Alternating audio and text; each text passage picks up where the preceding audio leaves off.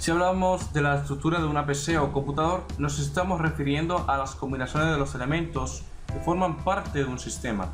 Un sistema de cómputo puede clasificarse en dos grupos, que son hardware y software.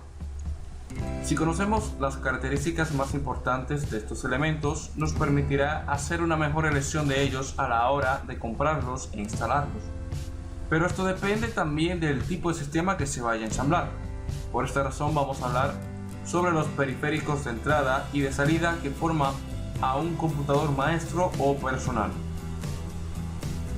El monitor o pantalla, este dispositivo tiene como objetivo mostrar los resultados del trabajo al usuario.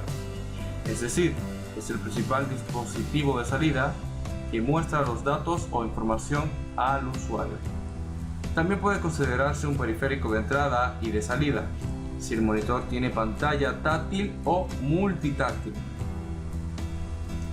El monitor tiene varios puertos de conexión dependiendo su modelo de producto, pero sus conexiones estándar son los puertos de VGA, DVI y HDMI. El ratón o mouse es un dispositivo apuntador utilizado para facilitar el manejo de un entorno gráfico en una computadora. Generalmente está fabricado en plástico y se utiliza con una de las manos.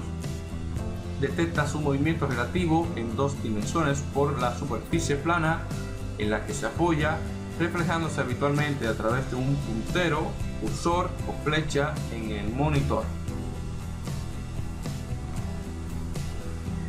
En informática, un teclado es un dispositivo o periférico de entrada, en parte inspirado en el teclado de las máquinas de escribir, que utiliza una disposición de botones o teclas para que actúen como palancas mecánicas o interruptores electrónicos que envían información a la computadora.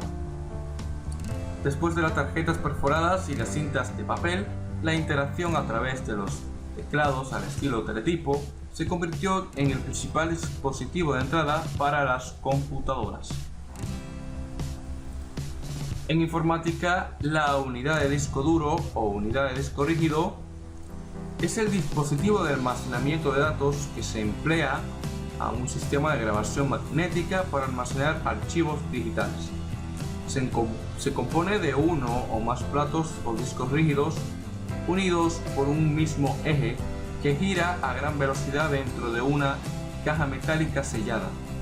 Sobre cada plato y en cada una de sus caras se sitúa una cabeza de lectura o escritura que flota sobre una delgada lámina de aire generada por la rotación de los discos.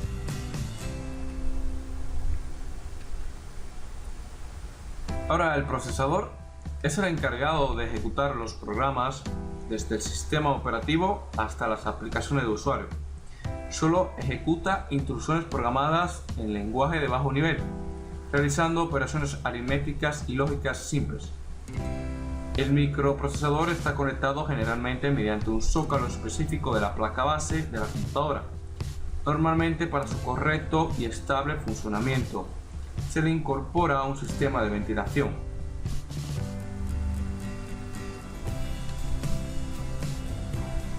Memoria RAM o tarjeta RAM se utiliza como memoria de trabajo de computadoras para el sistema operativo, los programas y la mayor parte del software. En la RAM se encarga todas las instrucciones que ejecuta la unidad central de procesamiento, es decir, el procesador, y otras unidades del computador.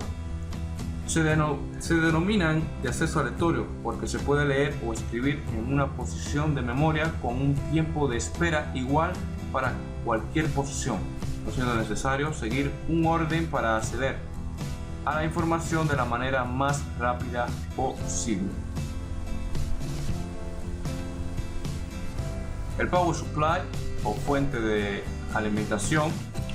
En electrónica, la fuente de alimentación o fuente de poder es el dispositivo que convierte la corriente alterna en una o varias corrientes continuas que alimenta los distintos circuitos del aparato electrónico al que se conecta: computadora, televisor, impresora, router, etc.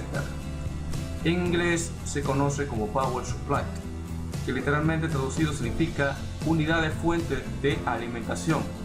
refiriéndose a la fuente de energía eléctrica.